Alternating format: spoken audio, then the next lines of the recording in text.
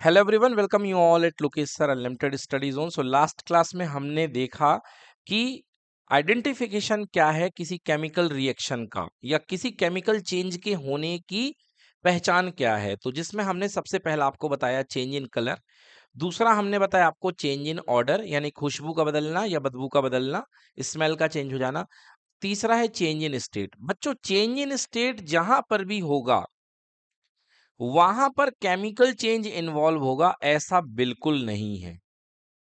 Change in state जहां पर भी होगा वहां पर केमिकल चेंज इन्वॉल्व होगा ऐसा बिल्कुल भी नहीं है। आइए इसकी हम एक एग्जांपल से बात करते रहे। तो हम बात कर रहे हैं बच्चों एग्जांपल के लिए चेंज इन स्टेट की।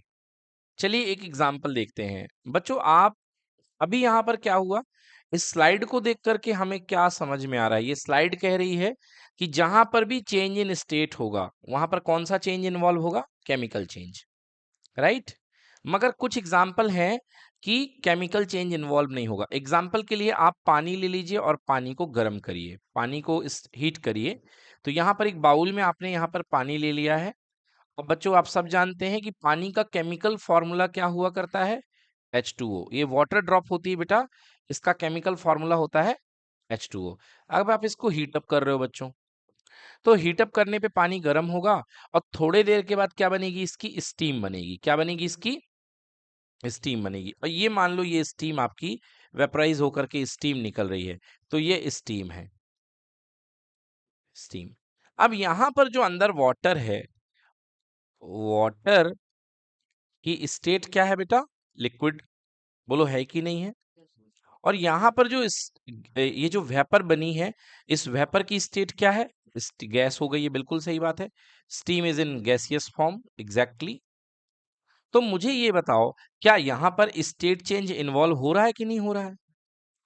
हाँ, ये स्टेट चेंज इन्वॉल्व हो रहा है।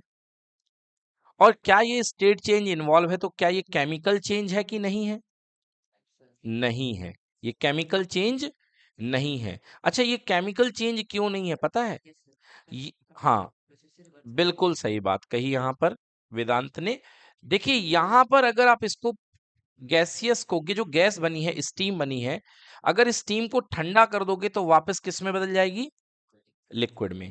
तो रिवर्सिबल प्रोसेस है बेटा ये। और जो भी प्रोसेस फिजिकल चेंज में रिवर्सिबल होगी वो केमिकल चेंज नहीं होगा, केमिकल चेंज नहीं होगा। वो कौन सा चेंज होगा, फिजिकल चेंज। ठीक उसी तरीके से कि आपने एक जलती हुई कैंडल ले ली, आपने क्या की, जलती हुई कैंडल ले ली। अब ये जलती हुई कैंडल से जो वैक्स होगा ये पिघलेगा, राइट।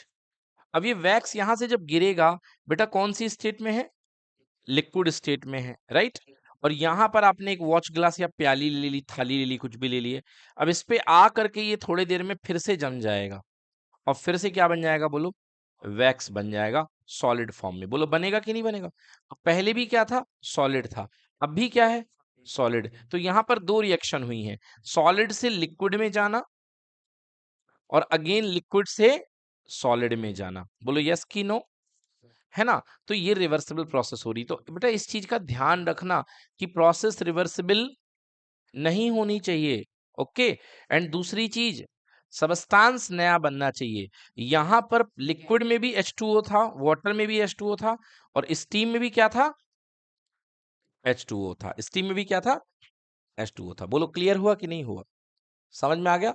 तो यहां पर ये जो प्रोसेस है, H2O से H2O में कन्वर्ट हो रहा है। तो ये कौन सा चेंज है, फिजिकल चेंज है। कौन सा चेंज है, फिजिकल चेंज। अब मैं आपको बताता हूं कि सर केमिकल चेंज क्या होते हैं इसमें, स्टेट चेंज होने वाले, स्टेट चेंज होने वाले केमिकल चेंज क्या होते हैं। फॉर एग्जाम्पल केमिकल चेंज देखो आप, स्टेट चेंज में केमिकल चेंज। एग्जाम्पल आपके पास में यहाँ पे कोक है, Coke is the pure form of carbon. Coke की स्पेलिंग युवराज सही लिखी हमने, हाँ। तो कोक एक अपने पास में होता है बेटा, इसको कोक जो होता है इसको प्योरेस्ट फॉर्म ऑफ कार्बन बोलते हैं। अगर आप बेटा इसको गर्म करोगे,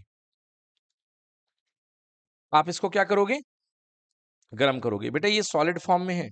आप जैसे ही इसको गर्म करोगे बेटा तो ये बना लेगा कार्बन डाइऑक्साइड। क्या बना लेगा बेटा, कार्बन डाइऑक्साइड। और बताओ ये कौन सी फॉर्म में है, गैसियस फॉर्म में है। कौन सी फॉर्म में है, गैसियस फॉर्म में। देखो स्टेट चेंज हो रही कि नहीं हो रही है, बोलो यस कि नो। स्टेट चेंज हो रही कि नहीं हो रही है? अरे हो रही बच्चों, स्टेट चेंज यहाँ पे इन्वॉल्व हो रही है। सॉलिड से लेकर के किस में चला गया ये? गैस में चला गया है। अब ये देखो, ये रिवर्सिबल नहीं हो सकती, आप वापस नहीं बना सकते हो। समझ गए ना? एक बार आपने बना दिया, जला दिया, तो काले रंग का धुआं बन करके कार्बन डाइऑक्साइड रिलीज हो चुकी है। अब ये रिएक्शन रिवर्सिबल नहीं होगी, ठीक है ना? तो इसलिए ये कौन सा रिएक्शन है, कौन सा चेंज है ये? Chemical change. तो ये जो आपके सामने चेंज बताया गया है, ये केमिकल चेंज है। Okay, burning of Coke. तो अगर आप बात करोगे केमिकल चेंज की, तो केमिकल चेंज को हम क्या लिखेंगे? Burning of Coke. Burning of Coke. और ये जो स्ट्रक्चर आपके सामने दिया गया है, ये जो स्ट्रक्चर आपके सामने दिया गया है, इसको क्या बोलते हैं? लास्ट क्लास में मैंने बताया था। ना ना ना ना ना, इसको क्या बोलते हैं? इस स्ट्रक्चर को युवराज आप बताओ, क्या बोलते हैं इस स्ट्रक्चर को? ये जो लिखा गया है, ये कहलाता है केमिकल रिएक्शन। क्या कहलाता है बेटा? याद आया? 100 में याद आया कि नहीं आया? Chemical reaction.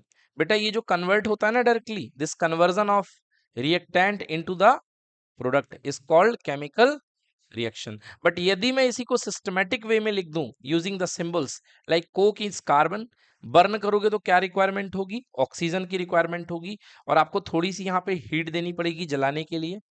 बट जैसे ही गर्म करोगे तो आपको क्या मिलेगा? CO2 plus large amount of heat मिलेगी, हाइड्रोजन नहीं मिलेगी। बहुत सारी गर्मी मिलेगी। कोयला जब जलता है तो क्या मिलती है? गर्मी मिलती है ना, नहीं मिलती है? तो देते तो थोड़ी सी माचिस की तिल्ली हो, और बदले में लेते बहुत सारी एनर्जी हो। यस और नो? तो एनर्जी ज्यादा इवॉल्व हो रही है यहाँ पे, हो रही कि नहीं हो रही है? यस। तो यहाँ पे हीट लिखेंगे, ऐसा सिंबल मत लगाओ, है ना? इसको क्या लिखेंगे? C+O2 CO2। हाँ, तो ये जो स्ट्रक्चर आपके सामने फिलहाल दिखाई दिया आपको, ये क्या है? आपने क्या क्या देखा? केमिकल चेंज देखा, आपने केमिकल रिएक्शन देख ली, और ये जो ये है बिल्कुल सिस्टमैटिक है एकदम, है कि नहीं है? तो ये जो चीज है जो सिस्टमैटिक है, this is what? This is chemical equation. This is chemical equation. And more over बेटा आपको ये भी लिखना चाहिए इनकी फिजिकल स्टेट क्या। This is solid, this is gas, this is also gas, right? तो ये कहलाती है केमिकल इक्वेशन। तो आपने देखा कि ये रिएक्शन रिवर्सिबल नहीं है, और यहाँ पे स्टेट बदल रही है, और स्टेट बदलने के कारण यहाँ पर ये केमिकल रिएक्शन है। चलिए, एक और चीज है बच्चों, एक और चीज है, कुछ रिएक्शंस होती हैं जिसमें सबस्टेंस ए सबस्टेंस बी के साथ रिएक्ट करता है। सबस्टेंस ए भी एक्वस होता है। एक्वस मतलब पानी का बना हुआ सोल्यूशन। एक्वस मतलब आप लोग जानते हैं कि नहीं जानते हैं? अगर एक्वस का मतलब नहीं जानते हैं तो जान लीजिए। जैसे फिलहाल मान लीजिए आपके पास एक स्पून में नमक भरा हुआ है, आपने नमक भरा हुआ है NaCl। बेटा ये नमक का फॉर्मूला है। नमक को बोलते हैं बेटा टेबल सॉल्ट। क्या बोलते हैं? Table salt. क्योंकि टेबल पे रखा हुआ नमक होता है, इसलिए इसको टेबल सॉल्ट नाम दे दिया, खाने का नमक। अब चाहे वो टाटा कंपनी बनाए या कोई भी कंपनी बनाए, दिस इज NaCl। बेटा जो NaCl की स्टेट होती है नॉर्मल फॉर्म में, अब ये कहोगे सर ये बीच में क्या है? बेटा ये बॉन्ड है। सोडियम और क्लोरीन के बीच में जो बॉन्ड बनता है उसको हम ऐसे दिखा देते हैं। सर हमें नहीं दिखाना है, आप भी मत दिखाओ, okay, no problem. NaCl, simple. बेटा इसकी स्टेट क्या होती है? सॉलिड। ये वाइट कलर का होता है, सब लोग जानते हैं, ओके, वाइट कलर।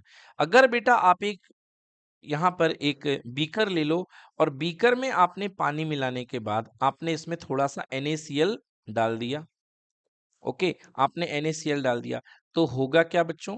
आपके पास जो है NaCl का सॉल्यूशन बन जाएगा। NaCl का सॉल्यूशन बन जाएगा। अब आप इसे NaCl नहीं लिखोगे, इसके अंदर जो है, इसके अंदर जो आपके पास में है, पहले क्या था? आप पहले इसको NaCl लिख सकते थे। मान लो ये व्हाइट कलर के पार्टिकल्स आपको दिख रहे हैं, तो पहले आप इसे NaCl क्या लिखते? आप इसे लिखते NaCl सॉलिड। बट अब ये पूरा का पूरा लिक्विड जो है, जो अंदर भरा हुआ है, इसका नाम क्या हो चुका है? ये बन चुका है NaCl क्या? एक्वस। क्या बन चुका है? एक्वस। एक्वस मतलब पानी में घुला हुआ, एक्वस मतलब पानी में घुला हुआ। तो लिख लो, एक्वस मीन्स पानी में घुला हुआ। Okay, solution in water. ठीक है। हाँ, मतलब पानी में घुला हुआ जो चीज होगा ना, उसको आप क्या लिखोगे? एक्वस लिखोगे। आ गया समझ में अच्छे से? ठीक है। तो ये आपने NaCl एक्वस ले लिया। तो मैं क्या बता रहा था, क्या जरूरत पड़ गई मुझे NaCl की? मुझे जरूरत NaCl की इसलिए पड़ गई कि बेटा आपके सामने कुछ रिएक्शन ऐसी आएंगी जिसमें A एक रिएक्टेंट होगा। ए रिएक्टेंट भी क्या होगा बेटा? एक्वस होगा। बी एक रिएक्टेंट होगा बेटा, ये भी क्या होगा? एक्वस होगा। ओके। बट बेटा एक रिएक्टेंट बनेगा सी। क्या होगा? सी। ये जो रिएक्टेंट होगा ये भी एक्वस होगा, यहां तक कोई दिक्कत नहीं है। मगर अब डी पे जाइए, मेन चीज, ये जो रिएक्टेंट होगा बेटा ये सॉलिड होगा। किस फॉर्म में होगा बेटा? ये सॉलिड होगा। ओके, ये भी सॉलिड होगा। तो मुझे बताओ कि अगर किसी रिएक्शन में आपने ए और बी के एक्वस सोल्यूशन की रिएक्शन करी और सी एक्वस बन गया और डी सॉलिड बन गया, तो नीचे बॉटम पे जाकर के कौन बैठेगा? डी बैठेगा, ए बैठेगा, बी बैठेगा, सी बैठेगा? बोलो, बॉटम में जाके कौन बैठेगा? भाई बिल्कुल सही बात है, बॉटम में जा करके डी बैठेगा, क्योंकि डी क्या है? सॉलिड है। डी क्या है?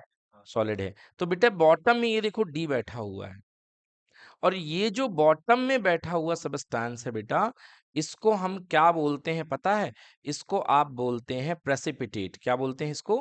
प्रेसिपिटेट। इसे पीपीटी शॉर्ट में लिखा जाता है, आप इसे पीपीटी भी लिख सकते हैं यहाँ पे। समझ गए? और इसमें हमेशा किसका एरो? डाउन एरो का नीचे लगाया जाता है, क्योंकि ये सेटल डाउन हो जाता है। क्या हो जाता है? ये सेटल डाउन। लास्ट क्लास में क्या बेटा? पीछे लगाया जाता है, इस तरफ, राइट साइड। समझ गए? राइट साइड एरो लगाया जाता है, लेफ्ट में नहीं लगाया जाता, राइट साइड। तो बेटा ये जा करके नीचे सेटल डाउन हो जाता है, that's why it is called precipitate. और ऐसी रिएक्शन जिसमें बेटा प्रेसिपिटेट बनता है, ऐसी रिएक्शन को हम बोलते हैं कौन सी रिएक्शन? Precipitation reaction. इस टाइप की रिएक्शन कौन सी रिएक्शन कहलाती है? Precipitation reaction. ऐसी रिएक्शन को आप क्या बोलते हैं? Precipitation reaction. क्लियर है? ऐसी बहुत सारी रिएक्शन बनेंगी जिसमें प्रेसिपिटेशन होगा, ऐसी रिएक्शन को आप क्या बोलेंगे? Precipitation reaction. अब ध्यान से देखो तो ये भी चेंज इन स्टेट है, क्योंकि ये भी एक्वस था, ये भी एक्वस था, और बदले में क्या बन गया भाई साहब? सॉलिड। मतलब एक्वस प्लस एक्वस मिलके सॉलिड बन रहा है, चेंज इन स्टेट हो रही है। समझ गए ना? रिवर्सिबल भी नहीं है। तो ये कौन सा चेंज होगा? Chemical change. कौन सा चेंज होगा? Chemical change. तो मैं अभी अपनी जो बात कर रहा था ना, मैं यहां तक के लिए बात कर रहा था कि मैं इधर तक आ जाऊं। तो ये देखिए यहां पे ये रिएक्शन हो रही है। किसकी किसकी रिएक्शन हो रही है? पोटेशियम आयोडाइड की रिएक्शन लेड नाइट्रेट के साथ। पोटेशियम आयोडाइड की रिएक्शन किसके साथ? Lead nitrate. बच्चों जब ये रिएक्शन होती है तो पोटेशियम आयोडाइड भी कलरलेस होता है, लेड नाइट्रेट भी बेटा कलरलेस होता है। और जब ये बनता है कलरलेस, कलरलेस दोनों आपस में टकराते हैं बच्चों, तो एक येलो कलर का प्रेसिपिटेट नीचे, येलो कलर नीचे जाकर के डिपॉजिट हो जाता है। समझ गए? तो ये रिएक्शन जिसमें नीचे कुछ जाकर के सॉलिड फॉर्म में डिपॉजिट हो जाए, उस रिएक्शन को आप क्या बोलेंगे? Precipitation reaction. बोलिए, क्लियर हो गया? तो यहां पर जाकर के ये सॉलिड फॉर्म में येलो येलो कलर का डिपॉजिट हो जाता है। So this is precipitation reaction. Okay, clear?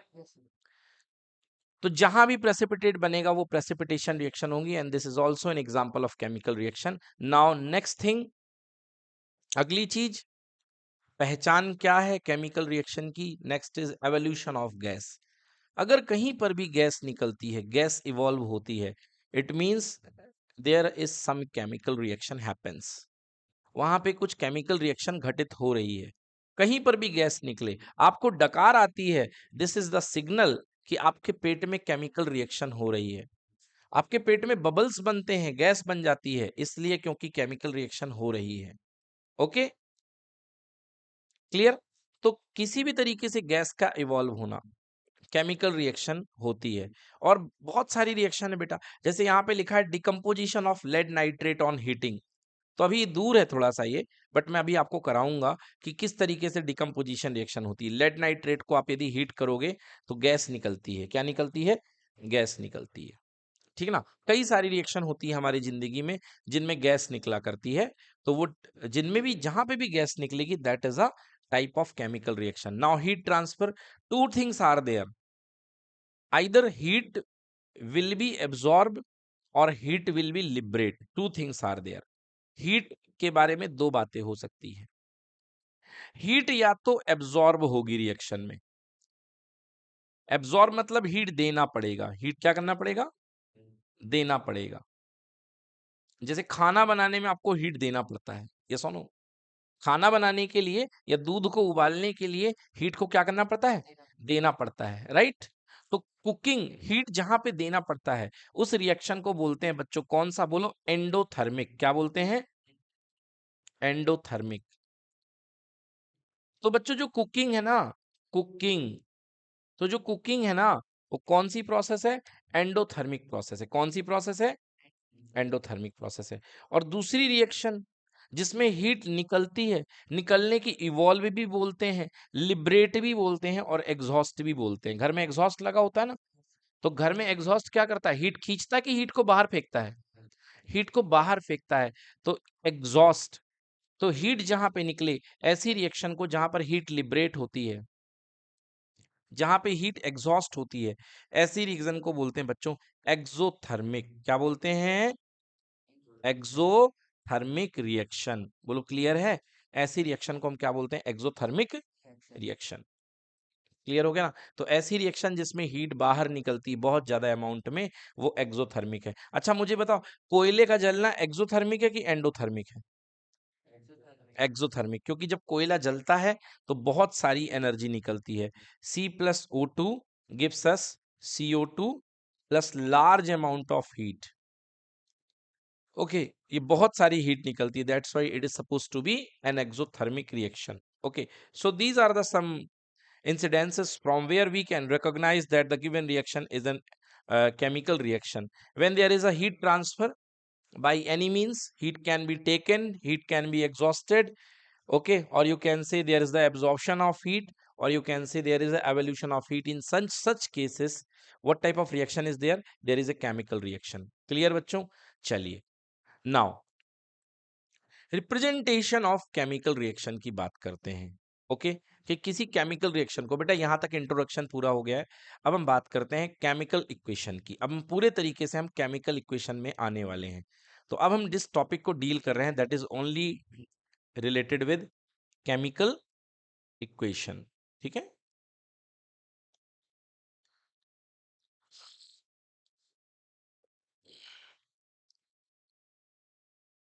हाँ, अब सबसे पहले केमिकल इक्वेशन की डेफिनेशन, जो बहुत बच्चे परेशान होते हैं, व्हाट इज केमिकल इक्वेशन। तो केमिकल इक्वेशन बताइए क्या है बेटा, कौन बताएगा। हाँ, very good, systematic way to represent a chemical reaction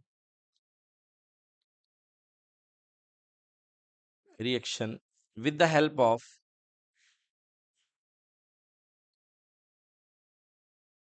with the help of, किसकी हेल्प से, सिंबल्स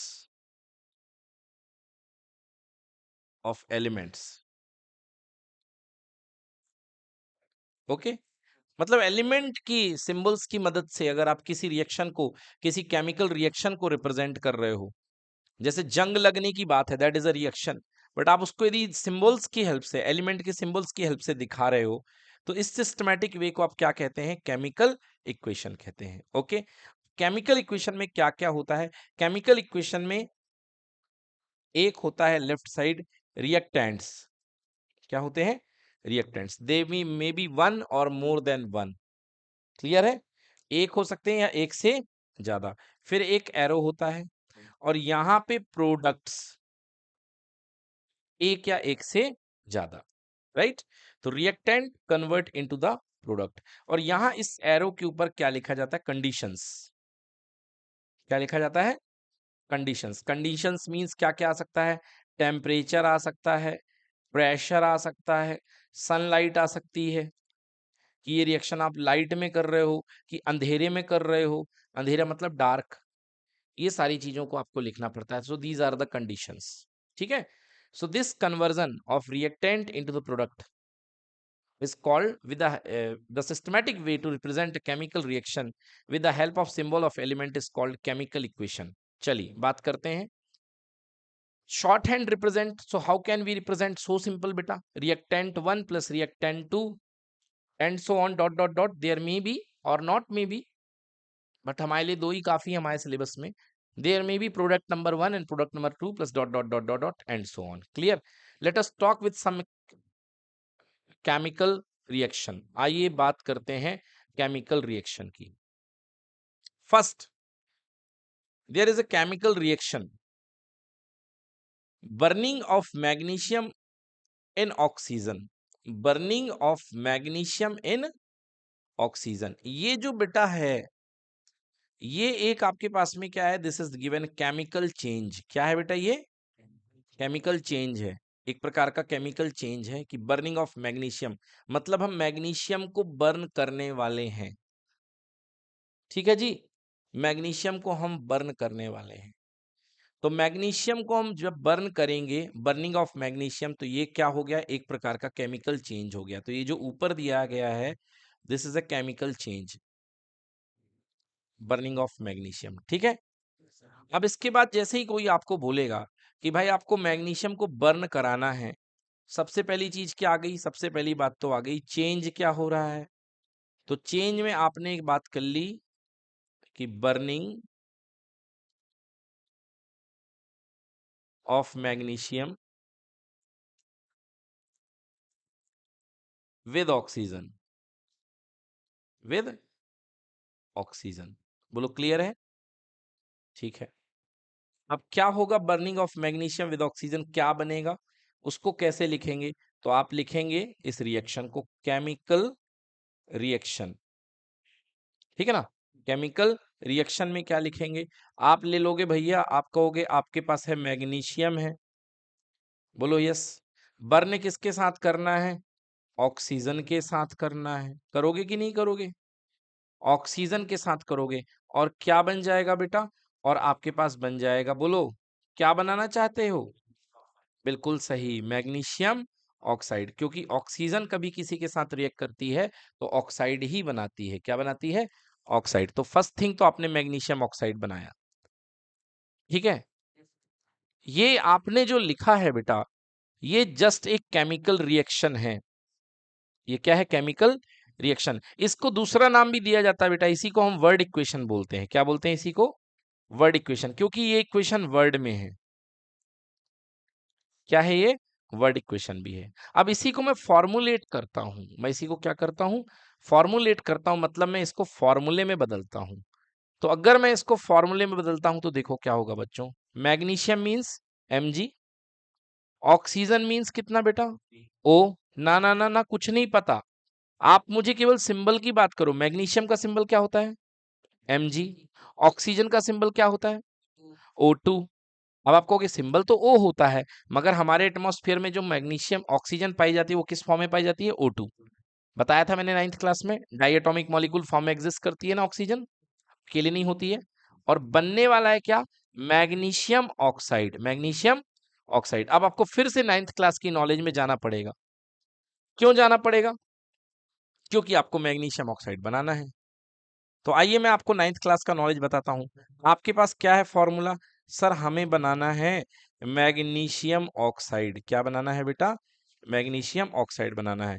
तो मतलब दो चीजें हैं, एक है Mg और एक है O. बेटा याद कर लो, मैग्नीशियम की वैलेंसी कितनी होती है? +2. और ऑक्सीजन की कितनी होती है? -2. ठीक है.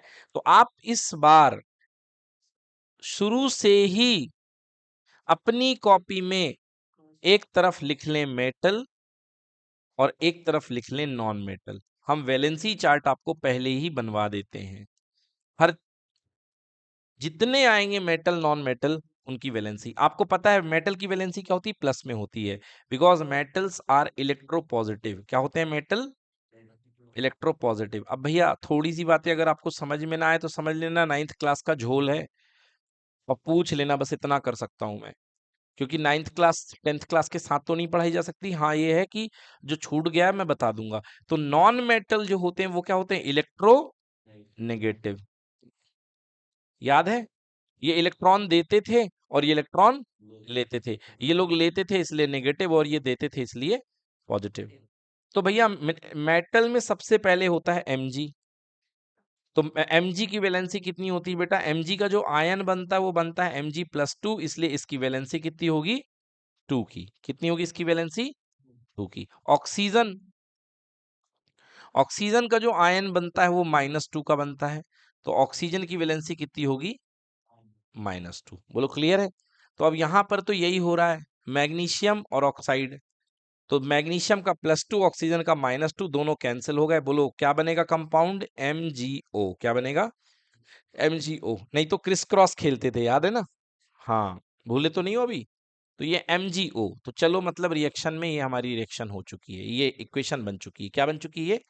इक्वेशन। सो ये जो इक्वेशन है इसका नाम क्या होगा? ये कहलाएगी केमिकल इक्वेशन। क्या कहलाएगी? Chemical equation. बोलो ठीक है। अब मुझे ये बताओ कि ये जो केमिकल इक्वेशन है ये बैलेंस है कि अनबैलेंस है? ये बैलेंस है कि अनबैलेंस है? अनबैलेंस है। क्यों अनबैलेंस है? चलो देखते हैं। मैग्नीशियम देखते हैं यहाँ पे। चलो बोलो मुझे ये बताओ कि लेफ्ट में मैग्नीशियम कितने यूनिट है? 1 यूनिट की 2 यूनिट? एक है, एक एटम है। राइट में मैग्नीशियम के कितने एटम है? कहाँ 2 दिख गए? एक ही तो है भाई। बोलो यस और नो। ऑक्सीजन की बात कर लो। ऑक्सीजन के लेफ्ट में कितने एटम है? 2। और राइट में कितने हैं?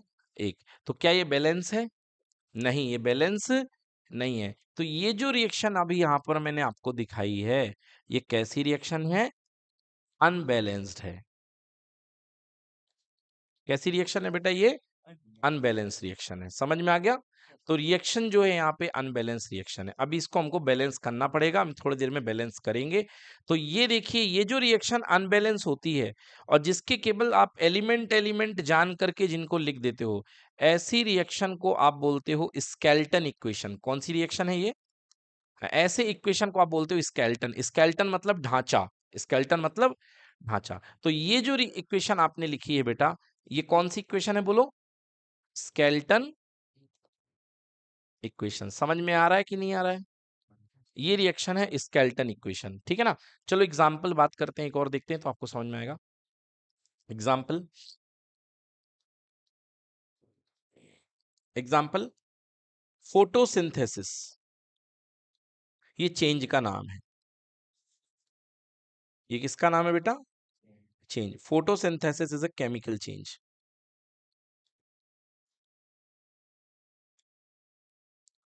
ठीक है Yuvraj? Photosynthesis is a change. ठीक है ना? ये केमिकल चेंज हो गया। बात करता हूं मैं रिएक्शन की, कि फोटोसिंथेसिस में होता क्या क्या है। तो फोटोसिंथेसिस में बच्चों आपको पता है कार्बन डाइऑक्साइड, क्या पता है? कार्बन डाइऑक्साइड गैस लेते हैं पौधे और किसके साथ रिएक्ट कराते हैं बेटा? वाटर के साथ। किसके साथ रिएक्ट कराते हैं? Water. Carbon dioxide, water in the presence of chlorophyll, ये रहता है। एंड नीचे क्या रहेगी बेटा कंडीशन? सनलाइट। ये दो चीज कंडीशन रहेगी। Carbon dioxide plus water in the presence of chlorophyll and sunlight, बेटा ये यहां पर क्या प्रोड्यूस करते हैं बोलो? Glucose plus oxygen. Glucose plus oxygen. ठीक है? तो ग्लूकोज और ऑक्सीजन प्रेजेंट करें, प्रोड्यूस करेंगे। तो ये जो आपके सामने ये आ गया है, ये क्या है? This is word equation. क्या है बेटा ये वर्ड इक्वेशन है। बोलो क्लियर कि नॉट क्लियर? अब ये वर्ड इक्वेशन है क्योंकि इसमें वर्ड ही दिया हुआ है, वर्ड फॉर्म में है। ठीक है? किस फॉर्म में है? वर्ड फॉर्म में है। तो ये वर्ड फॉर्म में है। अब हम अगला देखते हैं।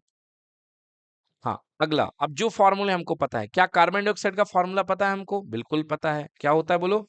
CO2। बट कितना यूज होगा इसका हमको पता नहीं है। वाटर का फॉर्मूला पता है ना? H2O। क्या बनने वाला है बोलो? ग्लूकोज। ग्लूकोज का फॉर्मूला बोलो? C6H12O6। C6H12O6। और प्लस क्या निकलने वाली है? Oxygen gas. बोलो यस और नो। अब क्या ये रिएक्शन में देखो केवल आपने इन चीजों का नाम पुट कर दिया है, कार्बन डाइऑक्साइड की जगह CO2, वाटर की जगह H2O, ग्लूकोज की जगह ये, ऑक्सीजन की जगह ये, तो ये रिएक्शन क्या कहलाएगी बोलो? कौन सी रिएक्शन है ये है स्केलेटन रिएक्शन। कौन सी रिएक्शन है बेटा? Skeleton equation, not reaction. मैं बात कर रहा हूं स्केलेटन इक्वेशन की, क्योंकि ये आपके सामने जो प्रोड्यूस किया जा रहा है ये ढांचा है। क्या है ये? ढांचा। मतलब जो भी होगा इसी में होगा। हाँ, समझ गया ना? जो भी होगा इसी में होगा। और ये साथ ही ये अनबैलेंस है। क्या है ये? अनबैलेंस है। ठीक है जी, ये क्या है? अनबैलेंस है। तो मैं इसको बैलेंस कर देता हूं अपनी नॉलेज से। आप मत पूछना अभी कि सर बैलेंस कैसे करेंगे, क्योंकि अभी मैंने आपको बैलेंसिंग सिखाई नहीं है, बट मैं अपनी नॉलेज से इसको बैलेंस कर देता हूं। जैसे बिल्डिंग बनाने के लिए पहले उसका ढांचा बनाया जाता है, लोहे के सीमेंट का बनता ना, लोहे का ढांचा, जाल बनता है ना ब्रिज का। ऐसे ये ढांचा बन चुका है, तो मैं पहले ढांचा को लिख देता हूं। ढांचा है CO2, CO2 plus H2O, C6H12, O6 plus कितना? O2। ठीक है ना? अब ये ढांचा है, देखिए। अब मैं इसको परफेक्ट कर देता हूं। अब ये रिएक्शन क्या बैलेंस है कि अनबैलेंस है?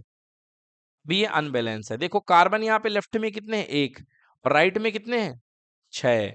तो चलो यहाँ पे 6 लगा दो, 6 1 जा 6 हो जाएगा। और यहाँ भी 6 कर दो, और यहाँ भी 6 कर दो। बच्चों अब आप सब कुछ देख लो, ये रिएक्शन टोटली बैलेंस हो चुकी है। क्यों हो चुकी? क्योंकि मुझे याद था। अभी मैं आपको बैलेंस करना सिखाऊंगा। समझ में आ गया? अब आप मैच कर लो। देखो लेफ्ट में कितने कार्बन है बोलो? 6। राइट में भी कितने हैं? 6 है कि नहीं है? हाँ, अब लेफ्ट में देखो कार्बन, यहां मैं लिख देता हूं आप लिख के लिए, लेफ्ट, और यहाँ पे राइट। यहाँ पे लेफ्ट है और यहाँ पे राइट है। चलो बारी बारी से मैं तीनों एलिमेंट आपको दिखा देता हूँ। कार्बन है ना, और हाइड्रोजन है। तो कार्बन, ऑक्सीजन और हाइड्रोजन। चलो सबसे पहले कार्बन लेफ्ट में कितना है बोलो? 6। राइट में भी कितना हो गया? 6। ऑक्सीजन गिन लो, 6 गुणे 2 12, 6 2 जा 12, और 6 1 जा 6, तो 12 प्लस 6 कितना हो गया बेटा? 18। अच्छा अब यहाँ पे गिनो बेटा बोलो, यहाँ पे ऑक्सीजन गिनो, देखो कितना हो गया बोलो? ये 6 है, और ये इसमें कितने हो गए? 12, क्योंकि 6 2 जा 12, तो 12 और 6 टोटल कितने हो गए? 18 हो गए। अच्छा अब हाइड्रोजन गिन लो, हाइड्रोजन बोलो ये यहाँ पे कितने हो गए? 6 2 जा, अरे हाइड्रोजन गिनो बच्चों, कितने हाइड्रोजन हो गए? 6 2 जा 12, और यहाँ ये बैठा हुआ अकेले ही 12 लेकर के। बोलो अब बताओ बैलेंस है कि नहीं है? So this is balanced chemical equation. समझ गए? तो हम जो भी काम करेंगे हम वो स्केलेटन के ऊपर ही करेंगे। स्केलेटन, हाँ, स्केलेटन वर्ड इक्वेशन को सिंबलाइज फॉर्म में लिखने के बाद मिलती है। स्केलेटन जो होती है वो वर्ड इक्वेशन को सिंबलाइज फॉर्म में लिखने, वर्ड तो भाई ये है, ये जो दिख रही है वर्ड इक्वेशन है, आपने शब्दों में लिख दिया, और शब्दों में लिखने के बाद जो आपको उसके बारे में सिंबल इम्बल पता है वैसे लिख दिया, तो that is called skeleton equation. ये देख लो भाई फोटोसिंथेसिस। तो फोटोसिंथेसिस में carbon dioxide plus water, glucose plus oxygen, ये मिल गई वर्ड इक्वेशन, और ये इसकी क्या मिल गई है? Skeleton equation. बोलो क्लियर हो गया? Now we talking about the what balanced chemical equation. Balance chemical equation ऐसी केमिकल इक्वेशन होती हैं जिनके number of element towards the right end towards the left are same. जिसमें नंबर ऑफ एलिमेंट जो होते हैं, नंबर ऑफ एटम जो होते हैं, वो सेम हुआ करते हैं। एग्जैक्टली वही बात है ना। एटम जब सेम होंगे तो law of conservation of mass भी फुलफिल होगा। आप देख लीजिए law of conservation of mass की यदि हम बात करें तो फुलफिल होना ही पड़ेगा। चलिए एक देख लेते हैं हम, एक मैं बैलेंस केमिकल इक्वेशन ले लेता हूं आपके सामने। C plus O2 is equal to how much? CO2 गर्म करने पर। चलिए अगर आपको याद नहीं है तो आप पीरियोडिक टेबल का सहारा ले सकते हैं। आपके लेफ्ट साइड में पीरियोडिक टेबल लगी हुई है दीवार में, आप लोग देख सकते हैं। बेटा कार्बन के एक एटम का मास कितने यूनिट होता है? 12 यूनिट होता है। का ऑक्सीजन के एक एटम का मास कितने यूनिट होता है? 16। तो दो है भाई साहब यहाँ पे, तो 2 इंटू 16 बोलो कितने यूनिट हो गया? 32 यूनिट। अब यदि मैं CO2 का मास लिखता हूं तो यहाँ पर हो गया इसका 12, और अगेन इसका कितना हो गया? 16। राइट, यहाँ का टोटल करता हूं 32 प्लस 12 बोलो कितने यूनिट? 44 यूनिट। और यहाँ भी कितने यूनिट हो गया? 44 यूनिट, सॉरी 16 इंटू 2 हो जाएगा ना, क्योंकि ऑक्सीजन 2 है, तो 12 plus 32, how much here 44 unit. देखिए लेफ्ट में जितने एटम थे राइट में उतने एटम थे, इसी वजह से लेफ्ट में जितना मास काउंट हुआ उतना ही राइट में भी काउंट हुआ। So this is called law of conservation of mass. Clear हो गया? बट यदि आप इस रिएक्शन में देखते बिना बैलेंस करे तो लेफ्ट के एलिमेंट राइट के एलिमेंट के इक्वल नहीं है, तो आपका लेफ्ट का मास क्या राइट के मास के इक्वल होता? नहीं होता। समझ में आया बच्चों? लेफ्ट का मास आपका राइट के मास का इक्वल नहीं होता अगर आप इस वाली रिएक्शन में देखते, बिकॉज ये स्केलेटन इक्वेशन तो है बट बैलेंस्ड नहीं है, बैलेंस्ड नहीं है। ठीक है ना? तो हमको रिएक्शन को बैलेंस करना पड़ेगा। So balance chemical equation. What is balance chemical equation? In balance chemical equation, total number of each element on the reactant side equal to total number of atom of each element on the product side. जितने number of atom reactant side में होंगे उतने number of atom आपको किस में लेना है? Product side में। अब आइए देखते हैं हम स्केलेटन इक्वेशन से हम बनाने वाले हैं, क्या बनाने वाले हैं हम? Balanced chemical equation. हम स्केलेटन इक्वेशन से बैलेंस केमिकल इक्वेशन बनाने वाले हैं और आपके बुक में बहुत सारे इसके क्वेश्चन दिए हुए हैं। ठीक है ना? आपके बुक में इसके बहुत सारे क्वेश्चन दिए हुए हैं। चलिए तो अब देख लेते हैं कि सीखते हैं कि बैलेंस कैसे करना है किसी केमिकल इक्वेशन को। ओके, ठीक है, सबसे पहले शुरुआत करते हैं, मैं एक रिएक्शन लिख लेता हूं रस्टिंग की। मैं किसकी बात कर लेता हूं बच्चों? रस्टिंग। ये एक केमिकल चेंज है रस्टिंग। ओके दीदी, चेंज की बात करी जाए तो केमिकल चेंज है रस्टिंग। जंग लगना, रस्टिंग को हिंदी में क्या कहते हैं बेटा? जंग लगना। और आपको पता होना चाहिए कि जब भी रस्टिंग होती है, तो यदि रस्टिंग हुआ करती है तो आपके पास में क्या हुआ करता है? आयरन। ये मैं क्या लिख रहा हूं? ये मैं लिख रहा हूं वर्ड इक्वेशन। क्या लिख रहा हूं? ये iron plus water, iron plus water. Iron जो होता है वाटर के साथ रिएक्ट करता है। ओके, वाटर के अंदर ऑक्सीजन तो मिलेगी उसको, तो फिर वो आयरन का ऑक्साइड बनना हो जाएगा। प्योर ऑक्सीजन के साथ रस्ट नहीं बनता है। जैसे कुछ बच्चे कह रहे हैं कि सर आयरन का ऑक्सीजन के साथ लड़ाई, तो दो अलग अलग चीजें हैं बेटा। आयरन की ऑक्सीजन से लड़ाई, वो आयरन का ऑक्साइड बनना है, और यहाँ पे रस्ट बनाना है हमको, तो उसके लिए आपको क्या होना जरूरी है? वाटर। ठीक है ना? आयरन प्लस वाटर, आयरन बताता हूं, आयरन प्लस वाटर क्या बनेगा बच्चों? Iron oxide. क्या बनेगा? Iron oxide. और प्लस कौन सी गैस लिबरेट होगी? हाइड्रोजन। कौन सी गैस लिबरेट होगी? हाइड्रोजन। तो ये रिएक्शन आपके पास में एक वर्ड इक्वेशन के फॉर्म में है कि ऐसा कुछ होता है। ठीक है, ऐसा कुछ होता है, ये रिएक्शन आपके पास में है। अब आपको इस रिएक्शन को लिखना है। सबसे पहले इसका स्केलेटन फॉर्म, तो आयरन का सिंबल क्या होता है बच्चों? Fe। पानी का सिंबल क्या होता है? H2O। अब ये चीज आपको याद करनी पड़ेगी आयरन ऑक्साइड को, है ना? आयरन ऑक्साइड, तो आयरन ऑक्साइड का फॉर्मूला Fe2O3, यहां पर आपको याद करना है Fe2O3। ठीक है ना? तो आयरन के कई ऑक्साइड बनते हैं, आयरन की अलग अलग वैलेंसी होती है बच्चों।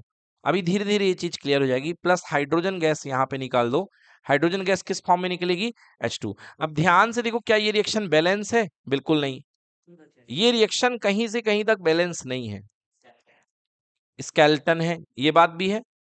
हो सकता था स्केलेटन होने के बाद भी कोई बैलेंस हो जाए, बट यहाँ पे नहीं, क्योंकि हमको साफ दिख रहा है कि यदि हम काउंट करें तो लेफ्ट में Fe हमारे पास में कितना है? 2 है, सॉरी लेफ्ट में 1 है। देखो लेफ्ट में Fe के कितने एटम है? 1। और राइट में कितने हो गए? 2। भैया लेफ्ट में हाइड्रोजन कितना है? 2। और राइट में कितना है? 2 ही है। ओके, लेफ्ट में ऑक्सीजन कितना है? 1। और राइट में कितना है? 3। तो बेटा रूल क्या होता है? रूल ये होता है उसको सबसे पहले पकड़ो जो सबसे ज्यादा डिस्टर्ब हुआ है। तो यहां देखो सबसे ज्यादा डिस्टर्ब कौन हुआ है? ऑक्सीजन। और ये जो आपके पुराने वाले हैं, ये स्केल्टन वाले, इनको डिब्बे में बंद कर दो, क्योंकि आपको कॉलोनी में बिस्किट बंटवानी है, तो आप बिस्किट के पैकेट के अंदर कुछ चेंज नहीं कर सकते हो, बढ़ा घटा नहीं सकते हो। आप क्या कर सकते हो, पैकेट की संख्या बढ़ा घटा सकते हो। बोलो यस की नो। हाँ, तो आप इनको डब्बे के अंदर बंद कर दो कि जो भी हमको करना हम बाहर ही करेंगे, हम अंदर नहीं करेंगे। चलिए बोलिए, यहाँ पे ऑक्सीजन 1 है, यहाँ पे कितना है 3। हिसाब बराबर करने के लिए कितने का मल्टीप्लाई करोगे, 3 का। तो यहाँ पे बताइए क्या लगाएंगे, 3। अब ऐसा करने से फिर नई टेबल जनरेट हो जाएगी और नई इक्वेशन भी जनरेट हो जाएगी। नई वाली इक्वेशन में लिख देता हूं यहाँ पे फिर से, Fe प्लस 3H2O क्या बन गया, Fe2O3 प्लस कितना, अच्छा प्लस H2, ये ठीक है। बट अभी भी मामला बैलेंस नहीं है, देख लो, बना लो table. Fe H and O, left right. Fe कितना है बेटा, यहाँ पे 1 और यहाँ पे कितना 2। H यहाँ पे कितना है, बोलो बोलो बेटा, अभी H यहाँ पे 6 हो चुके हैं, कितने हो चुके हैं 6, और यहाँ पे कितने अभी 2 हैं। ऑक्सीजन कितने इधर पे 3, और इधर भी कितने 3। देख लो, ऑक्सीजन की 2 ठीक हो चुकी जिंदगी, हो गई ना, ऑक्सीजन सही हो चुका है। दिक्कत किसके साथ है, Fe के साथ और H के साथ। अब देखो भैया, हाइड्रोजन को भी यहाँ 6 करना है, तो कितने का मल्टीप्लाई, 3 का। तो इसके डब्बे में बोलो कितना मल्टीप्लाई कर दोगे, यहाँ पे 3 हो गया, तो ये भी 6 हो गया, यह भी 6 हो गया।